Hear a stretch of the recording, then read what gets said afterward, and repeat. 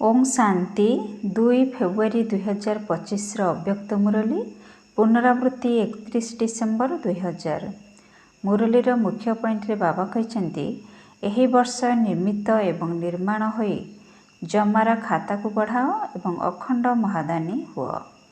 एही वर्ष निर्मित एवं निर्माण होई जमार खाता को बढ़ाओ एवं अखंड महादानी हुआ। आज अनेक भुजाधारी बापदादा निजर चारिआडर भुजा मानू देखुंट। केतक भुजा अर्थात संतान माने साकार रूपरे तो सम्मुखरे अछंती, किंतु आउ केते जण सूक्ष्म रूपरे उपस्थित थिबार मध्य देखाउछंती। तेणु बापदादा निजर अनेक अनेक भुजा मानू देखि हर्षित हेउछंती एवं सबु भुजा रूपी संतान माने बहुत बहुत ऑलराउंडर अर्थात सबुथिरे पारंगम सदा प्रस्तुत एवं आज्ञाकारी भुजा अटंती। जो माने कि बापदादा ठारू टिके निर्देश पाइबा मात्रे कि कही थांती आज्ञा हाँ बाबा हाजिर बाबा एबे बाबा। एही भली मुरबी पिलामानंकु देखि बापदादा को केते खुशी लागुथिबो। बापदादा एथिपाई गर्व करुछंती जे बापदादा व्यतीत अन्य कोनोसी धर्मात्मांक महान आत्मा को एतिकी एवं एही भली सहयोग भुजा मिली न थांती। सारा कल्परे चक्र लगाई देख एही भली सहयोगी भुजा काहाकू मिलिछंती कि। तेणु बापदादा प्रत्येक भुजार विशेषता को देखुछंती। तुमे माने सारा विश्व भितरु बाछि होई आसीथिबा विशेष भुजा बा सहयोगी भुजा अट। देख आज एई हॉल रे मध्य केते पिला पहुंची जाइछंती। आजिर हॉल रे 18,000 रु मध्य अधिक भाई भौणी बसिछंती। समस्ते निजकु परमात्मांकर भुजा बोली भाबुछ, गर्व करुछ ना। बापदादा को खुशी लगुछि जे चारिआडर पिला माने नुआ वर्ष पालन करिबा पई एठारे आसी पहुंची जाइछंती। किंतु नूतन वर्ष केउ कथा को मने पकाई देउछि, नूतन जुग एवं नूतन जन्म को मने पकाई देउछि। आज यह जेतिकी पुराणा शेष जन्म अटे सेहीपरि प्रथम नूतन जन्मटी केते सुंदर हेबो। यह श्याम ताहा सुंदर एवं एतिकी स्पष्ट मध्य अटे जेपरि आज पुराणा वर्ष मध्य स्पष्ट अटे एवं सम्मुखरे नूतन वर्ष स्पष्ट अटे। एही भली निजर नुआ जुग एवं नुआ जन्म सम्मुखरे स्पष्ट रूपरे अनुभव हेउछि। आज शेष जन्म रे अछु, काली प्रथम जन्म रे थिबु। यह स्पष्ट अटे तो कौन सम्मुख को आसी जाउछ ना। एठारे जो माने आरंभ समय रे पिला माने अछंती से माने ब्रह्मा बाबा भितरे यह को अनुभव करिछंती। ब्रह्मा बाबा को जेपरि निजर नुआ जन्मर राजत्व करुथिबा शरीर रूपी वस्त्र सर्वदा सम्मुखरे थिबा खुंटीरे लटकी थिबार देखा जाउथिला। जो माने भी तांको सहित मिसिबा पई जाउथिले से माने मध्य अनुभव करुथिले। ब्रह्मा बाबा को अनुभव हेउथिला आज बुढ़ा अछि, काली को छोट पिला होई जिबे। मने अछि ना, पुरुणा मानंकु मने अछि ना। यह आज एवं कालीर ही खेल अटे। तेणु समस्तंको निजर भविष्यत एतिके स्पष्ट अनुभव हेबा उचित। आज स्वराज्य अधिकारी अटु, काली विश्वराज्य अधिकारी हेबु। निशा अछि तो देख आज पिला माने मुकुट पिंधि बसिछंती।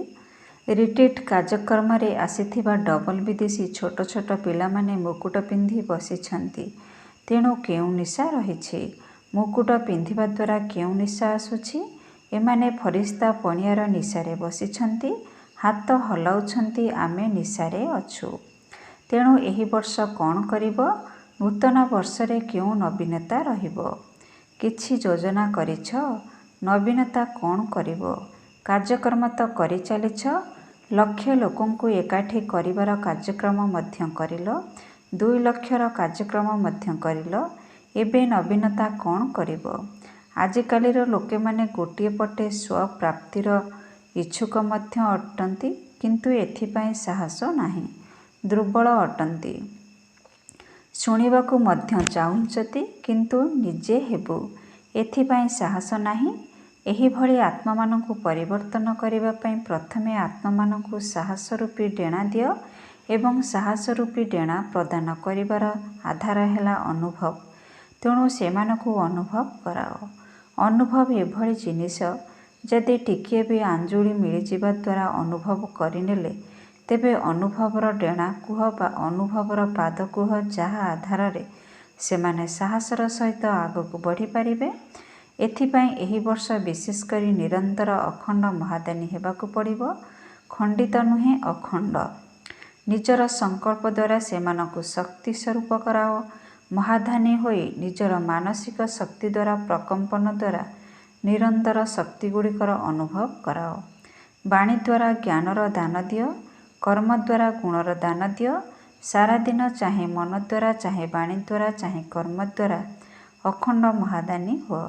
ସମୟ ଅନୁସାରେ ଏବେ ଏବେର ଦାନୀ ନୁହେଁ, କେବେ କେବେ ଦାନ କରିଦେଲ ତାହା ମଧ୍ୟ ନୁହେଁ, ଅଖଣ୍ଡ ଦାନୀ ହୁଅ। କାହିଁକିନା ଆତ୍ମାମାନଙ୍କୁ ଏବେ ନିରନ୍ତର ଦାନ ଦେବାର ଆବଶ୍ୟକତା ରହିଛି। ତେବେ ମହାଦାନୀ ହେବା ପାଇଁ ପ୍ରଥମେ ନିଜର ଜମାର ଖାତାକୁ ଚେକ୍ କର। 4ଟି ଯାକ ବିଷୟରେ ଜମାର ଖାତା ଶତକଡ଼ା ହିସାବରେ କେତେ ଅଛି? ଯଦି ନିଜ ଭିତରେ ଜମାର ଖାତା ଭରପୁର ନଥିବ ତେବେ ମହାଦାନୀ କିପରି ହୋଇପାରିବ? ତେବେ ଜମାର ଖାତାକୁ ଚେକ୍ କରିବାର ଚିହ୍ନ କ'ଣ? ମନ, ବଚନ ଏବଂ କର୍ମ ଦ୍ୱାରା ସେବା ତ କରିଛ, କିନ୍ତୁ ଜମା ହୋଇଛି କି ନାହିଁ ତାହାର ଚିହ୍ନ ହେଲା ସେବା କରିବାରେ ପ୍ରଥମେ ନିଜର ସନ୍ତୁଷ୍ଟତା। ଏହା ସହିତ ଯେଉଁମାନଙ୍କର ସେବା କରିଲ ସେମାନଙ୍କ ଭିତରେ ଖୁସି ରୂପକ ସନ୍ତୁଷ୍ଟତା ଆସିଲା କି ନାହିଁ? ଯଦି ଏହି ଦୁଇଟିରେ ସନ୍ତୁଷ୍ଟତା ନାହିଁ ତେବେ ଜାଣିନିଅ ଜମା ଖାତାରେ ତୁମର ସେବାର ଫଳ ଜମା ହୋଇନାହିଁ। ବାପଦାଦା କେବେ କେବେ ପିଲାମାନଙ୍କର ଜମାର ଖାତାକୁ ମଧ୍ୟ ଦେଖୁଛନ୍ତି। କେଉଁଠି କେଉଁଠି ମେହନତ ଅଧିକ କିନ୍ତୁ ଫଳର ଜମା କମ୍ ହେଉଛି। ଏହାର କାରଣ କ'ଣ? ଉଭୟ ପଟର ସନ୍ତୁଷ୍ଟତାର କମି। ଯଦି ସନ୍ତୁଷ୍ଟତାର ଅନୁଭବ କରି ନ ପାରିଲ, ଚାହେ ନିଜେ ହୁଅ ଚାହେ ଅନ୍ୟମାନେ ହୁଅନ୍ତୁ, ତେବେ ଜମା ଖାତାରେ ବହୁତ କମ୍ ଜମା ହୋଇଥାଏ। ତେବେ ବାପଦାଦା ଜମାର ଖାତାକୁ ବହୁତ ସହଜରେ ବଢ଼ାଇବାର ସୁବର୍ଣ୍ଣ ଚାବି ପିଲାମାନଙ୍କୁ ଦେଇଛନ୍ତି। ଜାଣିଛ ସେହି ଚାବିଟି କ'ଣ? ତୁମମାନଙ୍କୁ ତ ମିଳିଛି ନା। ଜମାର ଖାତାକୁ ସହଜରେ ଭରପୁର କରିବାର ସୁବର୍ଣ୍ଣ ଚାବିଟି ହେଲା ମନ, ବାଣୀ, କର୍ମ ଯାହାଦ୍ୱାରା ବି ହେଉ ସେବା କରିବା ସମୟରେ ଗୋଟିଏ ହେଲା ନିଜ ଭିତରେ ନିମିତ୍ତ ଭାବର ସ୍ମୃତି। ଏହା ସହିତ ନିର୍ମାଣ ଭାବର ସ୍ଥିତିରେ ସ୍ଥିତ ହୋଇ ସେବା କରିବ। ତେବେ ତୁମର ଏହି ମନୋଭାବ ଦ୍ୱାରା ଆତ୍ମାମାନଙ୍କର ଭାବନା ସହଜରେ ପୂର୍ଣ୍ଣ ହୋଇଯିବ। ଆଜିକାଲିର ଲୋକେମାନେ ପ୍ରତ୍ୟେକଙ୍କର ମନୋଭାବକୁ ନୋଟ କରୁଛନ୍ତି। ଏହି ଆତ୍ମା ନିମିତ୍ତ ଭାବରେ ସେବା କରୁଛନ୍ତି ନା ଅଭିମାନର ଭାବ ଅଛି? ଯେଉଁଠି ନିମିତ୍ତ ଭାବ ଅଛି ସେଠାରେ ନିର୍ମାଣ ଭାବ ଆପେ ଆପେ ଆସିଯାଇଥାଏ। ତେଣୁ ଚେକ୍ କର କ'ଣ ଜମା ହେଲା, କେତେ ଜମା ହେଲା। କାହିଁକିନା ସାରା କଳ୍ପ ଭିତରେ ଏହି ସମୟରେ ସଙ୍ଗମ ଯୁଗ ହିଁ ଜମା କରିବାର ଏକମାତ୍ର ଯୁଗ। ତାପରେ ତ ସାରା କଳ୍ପ ଜମାର ପ୍ରାରବ୍ଧ ଭୋଗ କରି ଚାଲିବ। ତେଣୁ ଏହି ବର୍ଷ ବିଶେଷ କରି କେଉଁ କଥା ଉପରେ ଅଧିକ ଧ୍ୟାନ ଦେବା? ନିଜ ନିଜର ଜମାର ଖାତାକୁ ଚେକ୍ କର। ତେଣୁ ଚେକର ମଧ୍ୟ ହୁଅ ଏବଂ ମେକର ଅର୍ଥାତ୍ କରିବା ବାଲା ମଧ୍ୟ ହୁଅ। କାହିଁକିନା ସମୟ ପାଖେଇ ଆସିବାର ଲକ୍ଷଣଗୁଡ଼ିକ ମଧ୍ୟ ଦେଖୁଛ। ସମସ୍ତେ ବାପଦାଦାଙ୍କ ସହିତ ପ୍ରତିଜ୍ଞା ମଧ୍ୟ କରିଛ, ଆମେ ସମାନ ହୋଇ ଦେଖାଇବୁ। କରିଛ ନା? ଯେଉଁମାନେ ପ୍ରତିଜ୍ଞା କରିଛ ସେମାନେ ହାତ ଉଠାଅ। କରିଛ ତ? ପକ୍କା? ନା କିଛି କମି ବେଶୀ ଅଛି? ପକ୍କା କରିଛ ତ? ତେବେ ବ୍ରହ୍ମାବାବାଙ୍କ ସମାନ ଜମାଖାତା ମଧ୍ୟ ହେବା ଦରକାର ନା।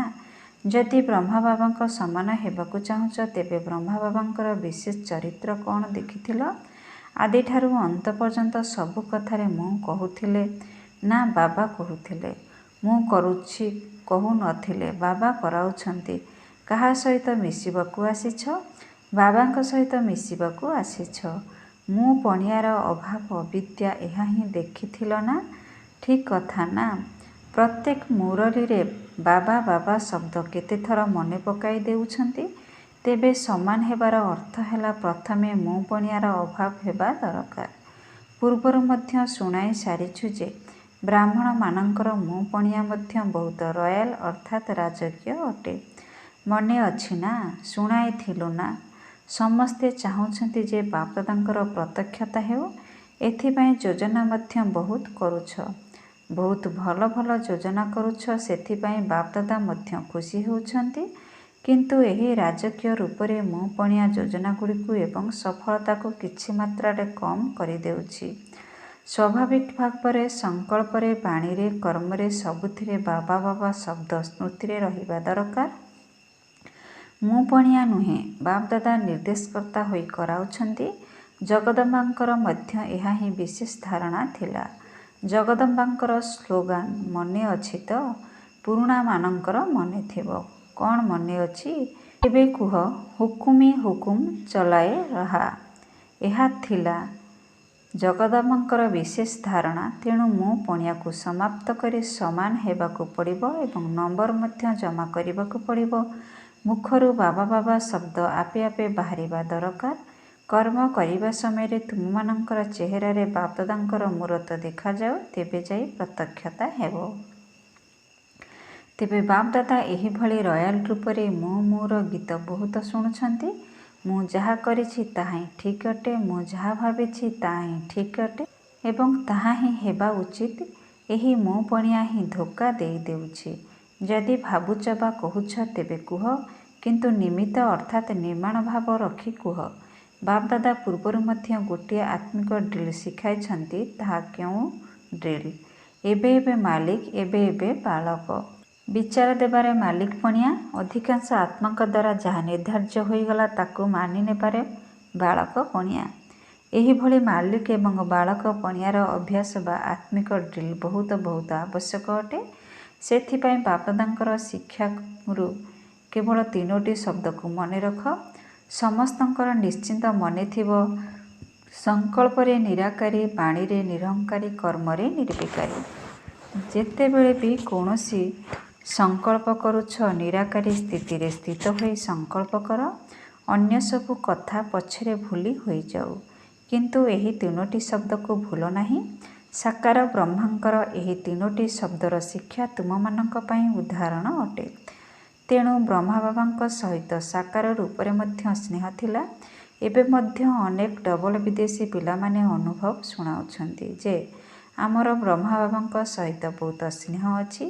କେବେ ଦେଖିନାହାନ୍ତି, ପୁଣି ବି ସ୍ନେହ ରହିଛି। ଅଛି ନା ସ୍ନେହ? କ'ଣ କହୁଛ? ଡବଲ ବିଦେଶୀମାନେ ବ୍ରହ୍ମାବାବାଙ୍କ ସହିତ ବହୁତ ସ୍ନେହ ଅଛି ନା? ଠିକ୍ କଥା ନା?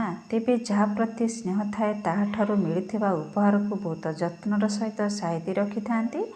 ଚାହେ ଛୋଟିଆ ଉପହାରଟେ ହୋଇଥାଉ ନା କାହିଁକି, ତେବେ ଯାହା ପ୍ରତି ଅତି ସ୍ନେହ ଥାଏ ତାହାର ଉପହାରକୁ ଲୁଚାଇ କରି ମଧ୍ୟ ରଖିଥାନ୍ତି, ଅତି ଯତ୍ନରେ ରଖିଥାନ୍ତି। ତେଣୁ ବ୍ରହ୍ମାବାବାଙ୍କ ସହିତ ଯଦି ସ୍ନେହ ଅଛି, ତେବେ ଏହି 3ଟି ଶବ୍ଦର ଶିକ୍ଷା ସହିତ ମଧ୍ୟ ସ୍ନେହ ରହିବା ଦରକାର। ଏହାଦ୍ୱାରା ସମ୍ପନ୍ନ ହେବା ବା ସମାନ ହେବା ବହୁତ ସହଜ ହୋଇଯିବ। ତେଣୁ ମନେ ପକାଅ ବ୍ରହ୍ମାବାବା କ'ଣ କହିଥିଲେ। ତେଣୁ ନୂତନ ବର୍ଷରେ ବାଣୀର ସେବା ପଛକେ କର, ଧୁମ୍ଧାମରେ କର, କିନ୍ତୁ ଅନୁଭବ କରାଇବାର ସେବା ଉପରେ ସର୍ବଦା ଅଧିକ ଧ୍ୟାନ ଦିଅ। ସମସ୍ତେ ଅନୁଭବ କରନ୍ତୁ ଯେ ଏହି ଭଉଣୀଙ୍କ ଦ୍ୱାରା ବା ଭାଇଙ୍କ ଦ୍ୱାରା ମୋତେ ଶକ୍ତିର ଅନୁଭବ ହେଲା ବା ଶାନ୍ତିର ଅନୁଭବ ହେଲା।